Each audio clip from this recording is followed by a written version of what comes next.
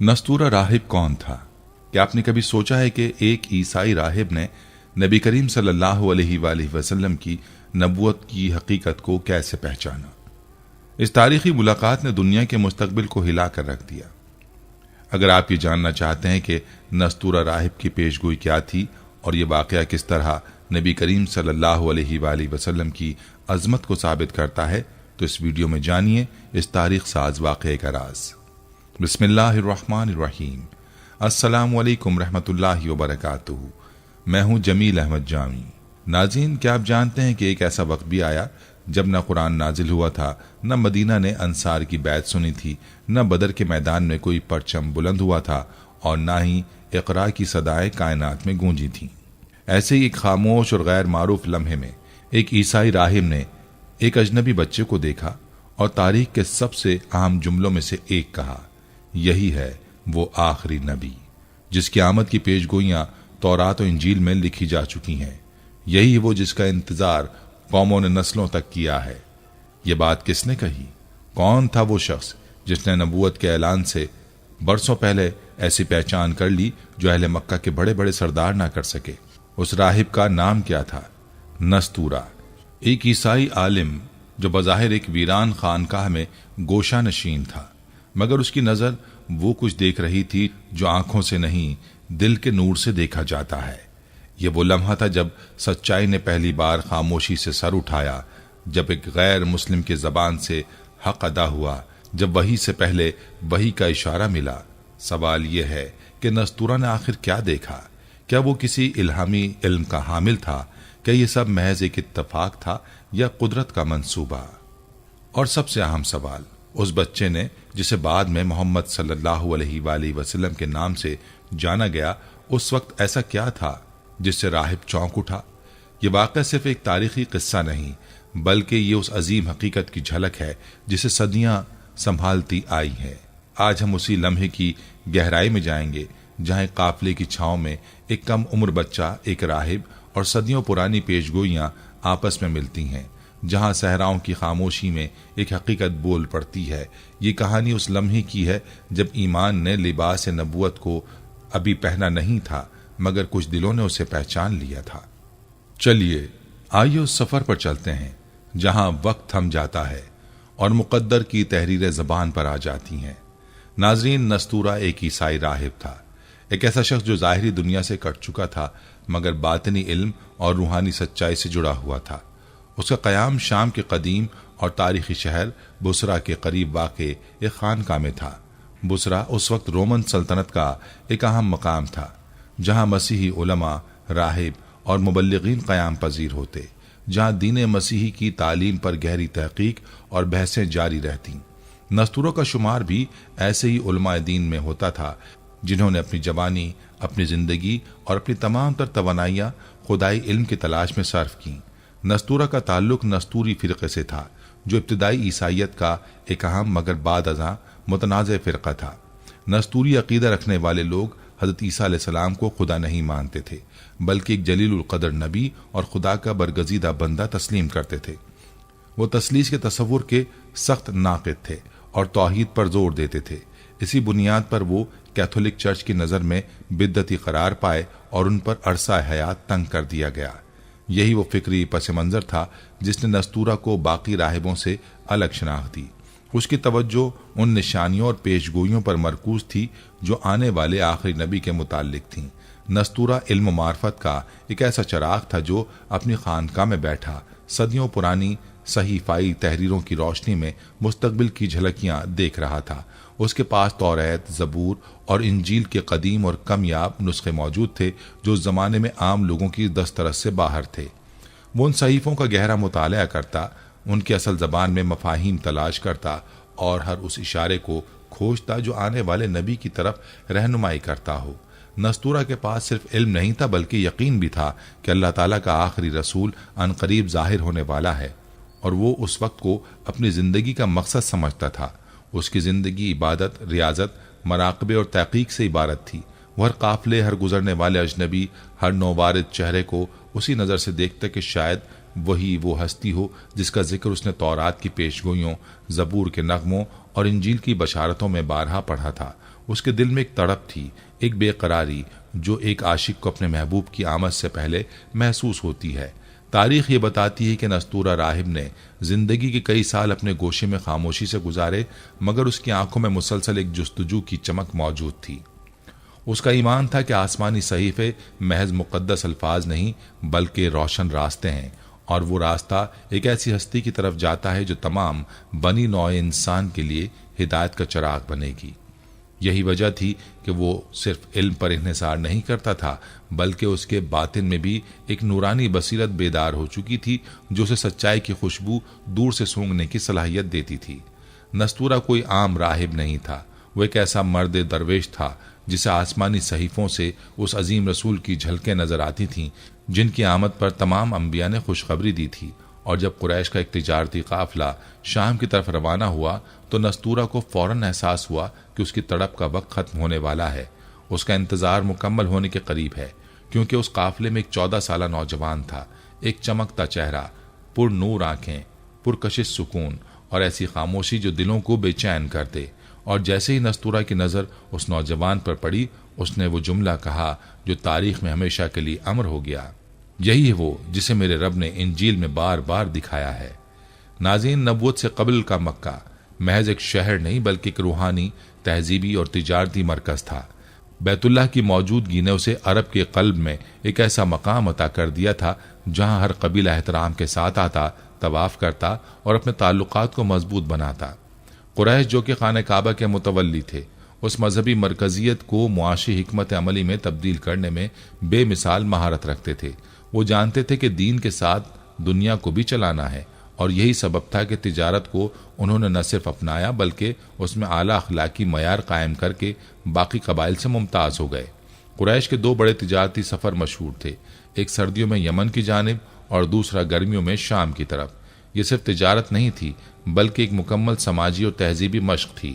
سینکڑوں میل کا یہ سفر اونٹوں، قافلوں اور مال و اسباب سے لدے کاروانوں کے ساتھ طے ہوتا، جن میں نوجوان بھی ہوتے، تجربے کار بھی، اور وہ لوگ بھی جو نئی دنیا دیکھنے کے خواب لیے نکلتے۔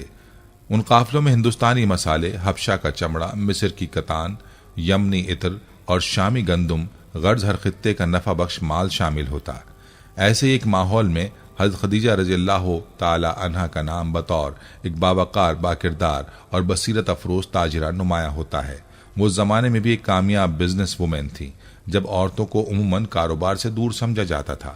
ان کے تجارتی تعلقات شام، یمن اور دیگر عرب علاقوں تک پھیلے ہوئے تھے، لیکن ان کی نظر صرف مال و منافع پر نہیں بلکہ اسے سنبھالنے والے انسان پر بھی ہوتی۔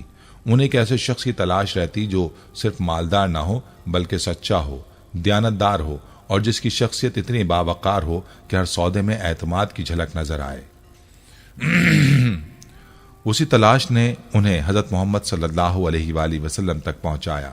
مکہ میں الصادق اور الامین جیسے القاب کسی انسان کو یوں ہی نہیں ملتے تھے، یہ وہ نام تھے جو لوگوں کو ان کے کردار، سچائی اور اعتماد کے باعث دیے جاتے تھے۔ بچپن سے لے کر جوانی تک آپ صلی اللہ علیہ وآلہ وسلم کی زندگی میں کبھی کوئی دھوکہ، جھوٹ یا فریب کا نشان نہ تھا۔ لوگ اپنے قیمتی مال، زیورات، امانتیں اور حتیٰ کہ تنازعات کا حل بھی آپ صلی اللہ علیہ وآلہ وسلم کے سپرد کرتے، کیونکہ وہ جانتے تھے کہ محمد بن عبداللہ صلی اللہ علیہ وآلہ وسلم نہ صرف انصاف کریں گے بلکہ خدا کی رضا کو ہر معاملے میں مقدم رکھیں گے۔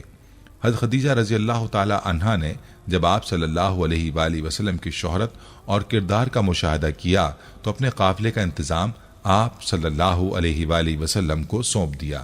ان کے ساتھ حضرت خدیجہ کے غلام میسرہ بھی روانہ کیے گئے تاکہ سفر کی نگرانی بھی ہو اور مکمل رپورٹ بھی مل جائے۔ یہ سفر معمولی تجارتی مشن نہ تھا، یہ وہ قافلہ تھا جس میں ایک عظیم الشان روحانی واقعہ ہونے والا تھا، ایک ایسا لمحہ جو بعد ازاں تاریخ کی کتابوں میں ثبت ہوا اور جس نے ایک عیسائی راہب کو اس بات پر مجبور کر دیا کہ وہ اعلان کرے، یہی ہے وہ آخری نبی جسے ہم کتابوں میں پڑھتے آئے ہیں۔ ناظرین، ادھر حضرت خدیجہ رضی اللہ تعالی عنہا کے تجارتی قافلے کی روانگی کا وقت قریب آیا تو مکہ میں کاروباری سرگرمیاں عروج پر تھیں، لیکن اس قافلے میں خاص بات تھی جو مکہ کی عام تجارتی فضا سے مختلف تھی۔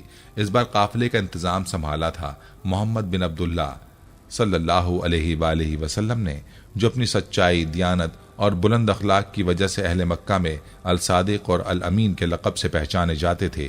حضرت خدیجہ رضی اللہ تعالی عنہا نے جب آپ صلی اللہ علیہ وآلہ وسلم کو اپنا نمائندہ مقرر کیا تو یہ فیصلہ صرف تجارتی اعتماد کا مظہر نہ تھا بلکہ تاریخ کے ایک عظیم باب کا آغاز بھی تھا۔ قافلے کے ساتھ میسرہ نامی غلام بھی تھا جو حضرت خدیجہ رضی اللہ عنہا کے انتہائی قابل اعتماد کارکنوں میں شمار ہوتا تھا۔ اس کی ذمہ داری تھی کہ وہ قافلے کی کارکردگی، لین دین اور خاص طور پر محمد صلی اللہ علیہ وآلہ وسلم کے کردار کا بغور مشاہدہ کرے۔ لیکن یہ مشاہدہ صرف تجارتی سطح پر نہ رہا، یہ ایک روحانی، اخلاقی اور اندرونی انقلاب کی جھلکیاں دیکھنے کا موقع بن گیا۔ جوں جوں قافلہ مکہ سے دور ہوتا گیا، راستے کی مشکلات، موسم کی شدت اور سفر کی صعوبتیں بڑھتی گئیں، لیکن نبی کریم صلی اللہ علیہ وآلہ وسلم کی موجودگی ہر لمحے قافلے کے لیے باعث سکون بنی رہی۔ آپ صلی اللہ علیہ وآلہ وسلم نہ صرف اپنے فرائض بخوبی انجام دیتے بلکہ اپنے ساتھیوں کے لیے سہارا بھی بنتے۔ اگر کوئی بیمار ہو جاتا تو آپ علیہ الصلاۃ والسلام اس کی تیمارداری فرماتے، اگر کوئی پیچھے رہ جاتا تو آپ علیہ الصلاۃ والسلام اس کا انتظار کرتے۔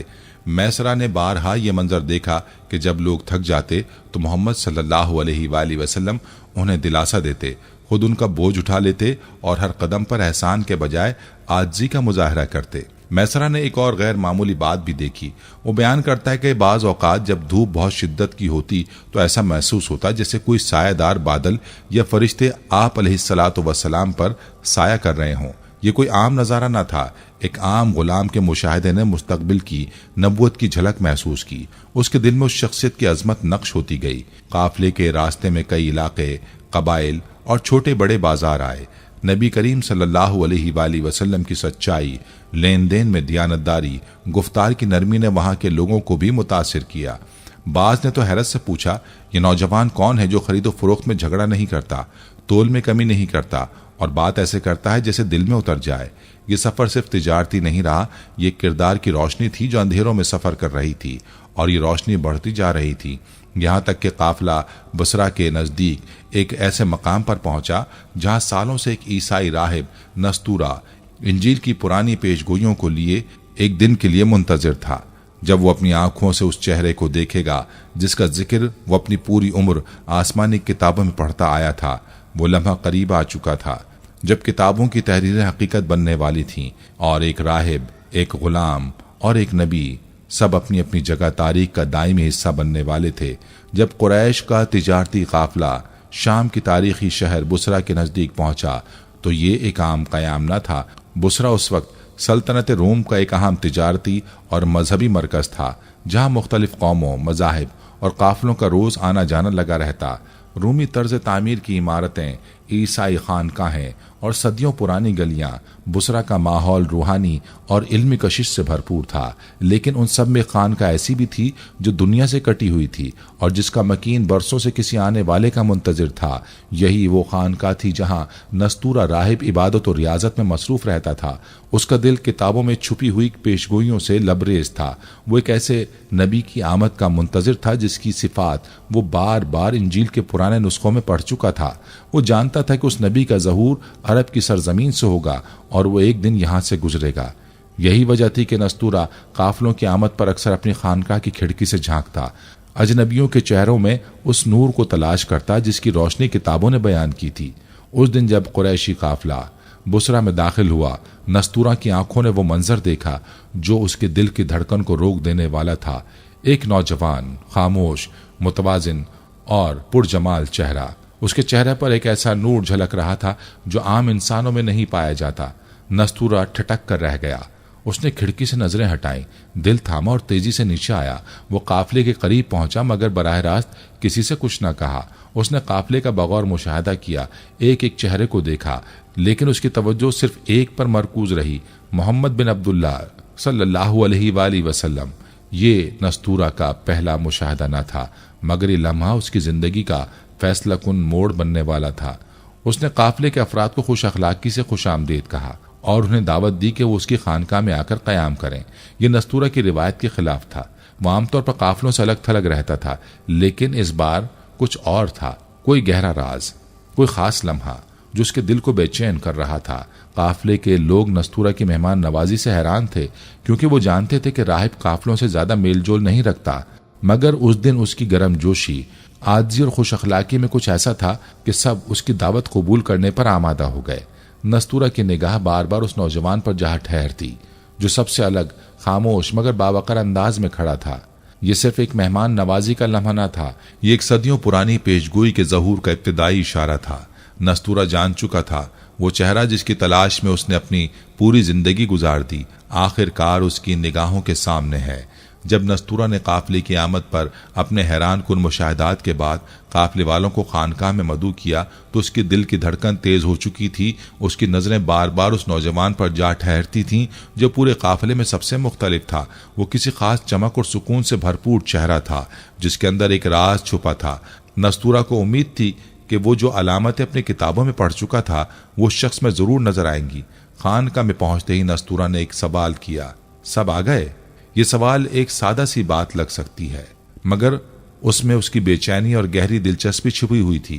وہ جاننا چاہتا تھا کہ وہ شخص جس کا وہ برسوں سے منتظر تھا آیا ہے یا نہیں۔ اس سوال کا مقصد اس کی دل کی کھوج اور پرانی پیشگوئیوں کا ایک اور قدم تھا۔ جیسے ہی نبی کریم صلی اللہ علیہ وآلہ وسلم خانقاہ کے دروازے میں داخل ہوئے، نستورہ کی نظریں اس نوجوان پر مرکوز ہو گئیں۔ آپ علیہ الصلوۃ والسلام کا چہرہ، اس کی شخصیت اور آپ کا سراپا اسے فوراً پہچاننے کی علامت بن گئے۔ نستورہ کی نظریں آپ علیہ الصلوۃ والسلام کے چہرے پر ٹک گئیں۔ وہ جان چکا تھا کہ یہی وہ شخص ہے جس کا ذکر کتابوں میں تھا، اور یہی وہ نبی آخر الزماں ہیں جن کی آمد کا انتظار صدیوں سے کیا جا رہا ہے۔ نستورہ کی نگاہوں میں ایک سکون تھا مگر اندر کی شدید جذباتی کیفیت اس کی آنکھوں سے جھلک رہی تھی۔ اس نے فوراً اپنی آنکھوں کو جھپک کر پھر سے مشاہدہ کیا اور آپ علیہ الصلوۃ والسلام کے چہرے کی گہرائی میں موجود ایک خاص علامت کو دیکھا، وہ مہر نبوت۔ نستورہ نے جو علامت اپنی کتابوں میں پڑھ رکھی تھی وہ آج حقیقی طور پر اس کے سامنے تھی۔ نبی اکرم صلی اللہ علیہ وآلہ وسلم کے کاندھے کے نیچے ایک چھوٹا سا نشان تھا جو آپ کے نبی ہونے کی واضح علامت تھا، مہر نبوت۔ یہ وہ نشان تھا جس کا ذکر ایک غیبی پیشگوئی میں کیا گیا تھا۔ نستورہ کی نظریں اسی مقام پر مرکوز ہو گئیں اور اس کی آنکھوں میں خاص قسم کی چمک اتر آئی۔ چند لمحوں کے لیے نستورہ خاموش ہو گیا۔ اس کی آنکھوں میں ایک عجیب سی حیرت تھی اور دل میں ایک گہری خوشی۔ اس نے اپنی زندگی کی سب سے بڑی سچائی کو پہچان لیا تھا۔ اس ملاقات نے نہ صرف اس کی پیشگوئیوں کو سچ ثابت کیا بلکہ اس کے دل میں ایک نئی روشنی ڈال دی تھی۔ نستورہ کو وہ شخص مل گیا تھا جس کے بارے میں وہ اپنی ساری زندگی پڑھتا آیا تھا۔ اپنے جذبات کو کنٹرول کرتے ہوئے نستورہ نے دھیرے سے کہا، تم وہی ہو جس کا برسوں میں نے انتظار کیا تھا، وہ نبی آخر الزماں جس کا ذکر تمہاری کتابوں میں بھی تھا اور ہمارے ہاں بھی ہے۔ یہ وہ لمحہ تھا جب نستورہ نے اپنے دل کی آواز سنی اور اس کی گواہی دینے کا ارادہ کیا۔ نبی کریم صلی اللہ علیہ وآلہ وسلم کی شخصیت کا نور، آپ کی سچائی اور مہر نبوت نے اس کی تمام شک و شبہات کو مٹاتے ہوئے اسے کامل یقین میں بدل دیا۔ ناظرین، جب نستورہ نے اپنی آنکھوں کے سامنے مہر نبوت کی نشانی دیکھ لی تو اس کا دل ایک سنگین حقیقت سے گواہ ہو گیا۔ اس کے ذہن میں ایک سوال تھا، کیا وہ شخص باقی وہی ہے جس کا ہم سب انتظار کر رہے ہیں؟ مگر جب نبی کریم صلی اللہ علیہ وآلہ وسلم کی شخصیت میں وہ تمام علامات اور روحانی جلال اسے نظر آیا تو اس کا دل یقین سے بھر گیا۔ نستورہ نے غلام میسرہ سے گفتگو شروع کی جو قافلے میں نبی صلی اللہ علیہ وآلہ وسلم کے ہمراہ سفر کر رہا تھا۔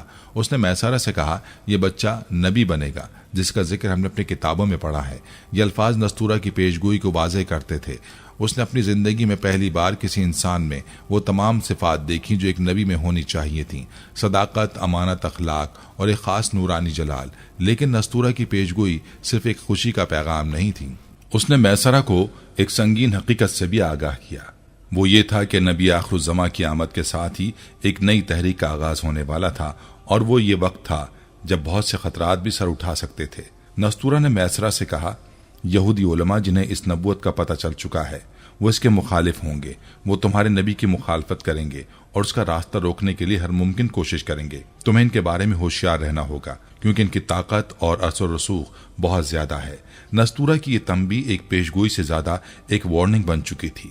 وہ جانتا تھا کہ یہ نبی آخری نبی ہیں اور ان کے آنے سے موجودہ مذہبی اور سیاسی نظام میں زلزلہ آنا تھا۔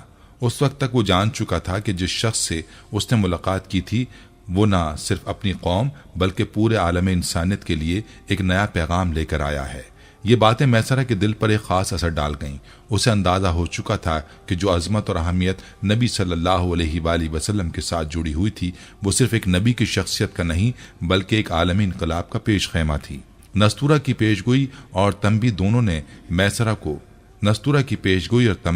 میسرہ کو اس حقیقت سے آگاہ کیا کہ یہ سفر صرف تجارتی نہیں بلکہ ایک نئے دور کا آغاز تھا۔ جب تجارتی قافلہ شام سے واپس مکہ کی طرف روانہ ہوا تو راستے کی ہر دشواری اور تکلیف کے باوجود اس سفر کی اہمیت میں اضافہ ہوتا چلا گیا۔ قافلے کا ہر شخص جان چکا تھا کہ اس سفر کے دوران وہ ایک ایسے شخص کے ساتھ چل رہا ہے جس کی تقدیر میں صرف دنیا نہیں بلکہ پورے عالم کی ہدایت شامل تھی۔ نبی کریم صلی اللہ علیہ وآلہ وسلم کی شخصیت کی سادگی، اخلاق اور عزم نے ہر فرد کو متاثر کیا تھا اور ان کی موجودگی نے قافلے کے ہر لمحے کو سکون، اطمینان اور برکت سے بھر دیا تھا۔ اس سفر کے دوران نبی صلی اللہ علیہ وآلہ وسلم نے نہ صرف تجارت کے کاموں کو بخوبی انجام دیا بلکہ قافلے کے لوگوں کے ساتھ حسن سلوک اور نرم گفتاری سے پیش آ کر اپنے اخلاق کی ایک نئی مثال قائم کی۔